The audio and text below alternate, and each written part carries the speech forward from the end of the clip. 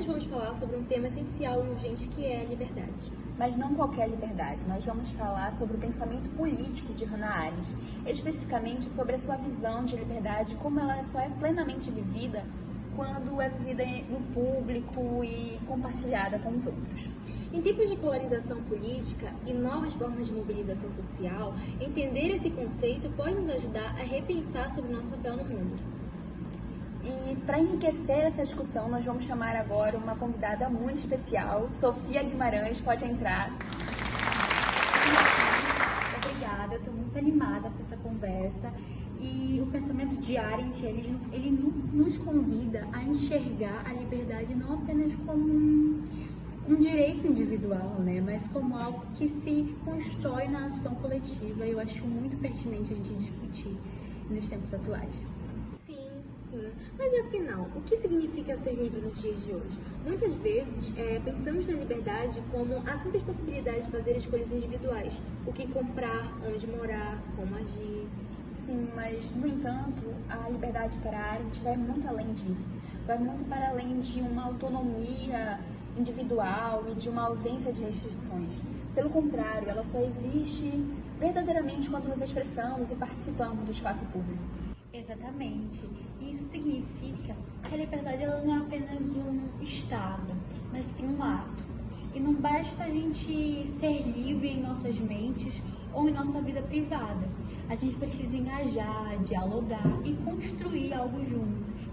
E é por isso que a gente precisa analisar como Arendt compreende a liberdade como ato político, né?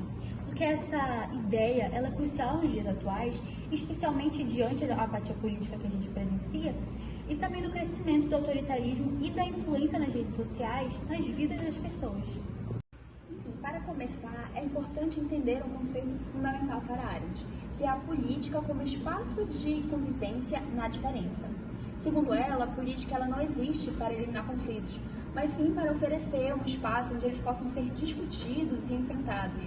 Ou seja, a liberdade não nasce dos dons naturais, mas ela é construída na cultura, política e na ação conjunta das pessoas. Exatamente. E é por isso que, ao contrário da ideia moderna de liberdade, muitas vezes reduzida à autonomia pessoal, Arendt ela nos mostra que a liberdade real está na capacidade de agir coletivamente e participar da construção do mundo comum. Exatamente. Eu acho que um exemplo que ilustra bastante essa ideia é a Greta Thunberg, né? Que aos 15 anos ela decide ir protestar sozinha em frente ao parlamento sueco. E no início isso parece até um ato isolado, mas que isso rapidamente se transforma em um movimento global, que é o chamado Fridays for Future. E isso mostra como a liberdade ela não é apenas uma possibilidade de escolha individual, mas sim uma capacidade de iniciar algo novo, de mobilizar as pessoas para uma causa maior. Inclusive, esse movimento ele iniciou sozinho, mas ele se tornou algo global, como eu disse, que se transformou no Fridays for Future, que mobilizou cerca de milhões de jovens no mundo e começaram também a ter essa iniciativa. Então, essa ação, ela não só mobilizou, ela influenciou também. Eu achei muito bom que tu trouxe esse exemplo de vida real, né, da nossa realidade, do nosso presente. E outro aspecto essencial do pensamento de Arendt é a valorização da diversidade de ideias e do debate público. Sim, realmente isso me lembra o MST, que é o Movimento dos Trabalhadores Rurais Sem Terra. Verdade. Embora eles sejam formados por pessoas diferentes, com diferentes histórias, com diferentes visões, né, eles se unem em torno de uma causa comum, que é a luta pela reforma agrária e a dignidade no campo. Eu acho muito pertinente falar sobre isso, que é um exemplo daqui na nossa terra, né? O movimento agrário, o movimento rural movimenta muito o nosso país. Eu achei muito interessante citar isso. Exatamente. Isso mostra que a política ela não se limita ao espaço institucional tradicional. Muitas vezes ela surge em movimento social, coletivo, que criam novos caminhos de participação democrática.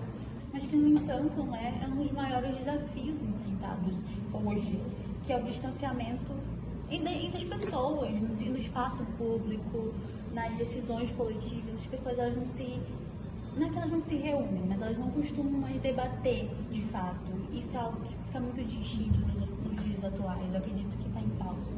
Inclusive, Arendt chamaria isso de alienação política, né? Aqui no Brasil é um exemplo claro disso, que o crescimento da abstenção eleitoral tem aumentado muito.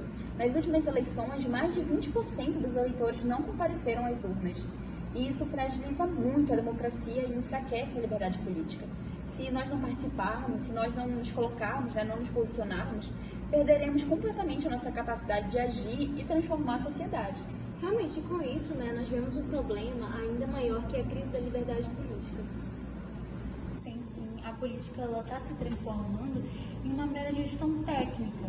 Os espetáculos superficiais, o campo dominado por poucos, essa crescente ascensão dos vídeos muito curtos e da atenção muito rápida, eu acho que isso exemplifica exatamente nessa crise na liberdade política.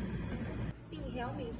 E além disso, as redes sociais, elas poderiam ser espaços de debate, mas muitas vezes elas reduzem discussões complexas a memes, a polarização em frases curtas.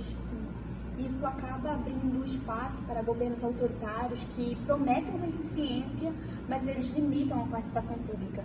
É o caso do Viktor Orbán, na Hungria, ou o Nayib Bukele, em El Salvador, líderes que concentram poder e reduzem o espaço democrático.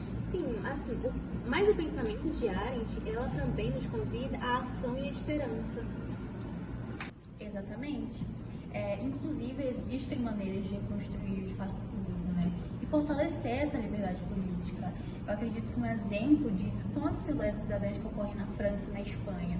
Nesses processos, os cidadãos comuns, eles participam dos debates e das decisões sobre as políticas. Isso mostra como é possível ampliar essa participação democrática e recuperar a liberdade como uma prática cotidiana e real. Então, até o momento, nós discutimos e vimos a perspectiva de Hannah Arendt sobre a liberdade. Porém, agora nós vamos ver a opinião de outras pessoas sobre o que é a verdadeira liberdade para elas. Oi, boa noite. Qual é seu nome? José Pedro. José, deixa eu te perguntar para você, o que é liberdade? Liberdade, para mim, consiste em não fazer tudo aquilo que me dá vontade de fazer, tudo aquilo que passa pela minha cabeça, mas sim fazer aquilo que preciso fazer, aquilo que precisa ser feito, aquilo que é necessário. Ou seja, subjugar os meus desejos. Não ser escravo dos meus pensamentos e não ser escravo do que surge no meu coração, na minha mente, basicamente. Oi, boa noite. Como é seu nome? Meu nome é Jairo. Oi, Jairo. Deixa eu te perguntar, o que é liberdade para você? Ao meu entender, liberdade seria o agir, ter ação sem restrição. Então, eu ser uma pessoa com liberdade seria um poder de autonomia. Eu creio que em todas as esferas sociais que a gente vive. Tá bom, obrigada. Oi, boa noite. Como é seu nome? João Vitor. João, para você, o que é liberdade? Essa é uma pergunta muito interessante, porque eu vejo que a liberdade, ela se expressa em diversas áreas, em diversos contextos. Você, por exemplo, tem liberdade econômica, liberdade emocional, liberdade política, e eu compreendo que a explicação, o conceito que melhor conjuga todas essas dimensões da liberdade é a capacidade de você perceber, sonhar, conceber algo diferente. Porque quando a gente é preso, a gente, mesmo que a gente sonhe com algo, esse sonho, na verdade, ele só nos lembra que nós estamos presos. Se eu sou um preso, eu não posso ser livre. Então, sonhar com a liberdade só me lembra que eu estou preso. Mas num cenário em que, de fato, há liberdade, ou seja, que a mudança, de fato, é possível, o sonho, na verdade, ele é motivo de alegria, de inspiração, de seguir em frente. Então, eu acredito que liberdade não é o contexto em que você pode todas as coisas. Nós nunca vamos poder todas as coisas. Mas é o contexto no qual você pode conceber coisas melhores e isso não te trazer tristeza, pelo contrário, te trazer esperança. Boa noite, me chamo Heloísa. Eu queria saber de vocês o que vocês acham sobre a liberdade. O que vocês acham que é liberdade? Assim, pra mim, liberdade não é pra certas pessoas, sabe? Tem gente que deveria ter liberdade, na minha opinião. É minha opinião, gente, com licença. para algumas pessoas não deveria ter liberdade, mas outras deveriam, né? Com certeza. E pra você, o que seria liberdade? Bom, eu acho que a amiga Bianca aqui tá totalmente errada, totalmente equivocada, porque a liberdade é o maior bem que nós temos e ela deve ser para todos. Amigo, com licença, assim, desculpa, mas eu acho que pessoas como você não deveriam ter liberdade, sabe? Porque pra mim, gente, não, assim, é minha opinião, né, claro. Pessoas que não têm um intelectual muito alto, né, sabe? E assim, é o que eu acho, né? Assim, minha opinião. Então tá, muito obrigada pela participação de vocês. Boa noite, meninas. Eu queria saber de vocês o que vocês acham, o que é liberdade, sobre o que é a liberdade. Bom, pra mim, liberdade é poder fazer e falar qualquer coisa, desde que não interfira ou degenere a liberdade do próximo. Exato, não afete o próximo. Exato. Sim, eu acho que liberdade é o nosso direito de ter as nossas próprias opiniões, pensamentos, o nosso direito de ir e vir, também sem afetar o próximo, né? Porque a nossa liberdade acaba quando do outro começa. Muito bem. E com isso nós podemos perceber que o conceito de liberdade na nossa contemporaneidade ainda é muito abstrato. E fica aqui a reflexão de que ser livre não é agir de forma individual, escolhendo as suas próprias coisas sem pedir opinião de ninguém, mas é agir com os outros, diante dos outros, no mundo comum. Aqui nós fechamos o nosso podcast. Muito obrigada pela atenção de vocês. Até a próxima!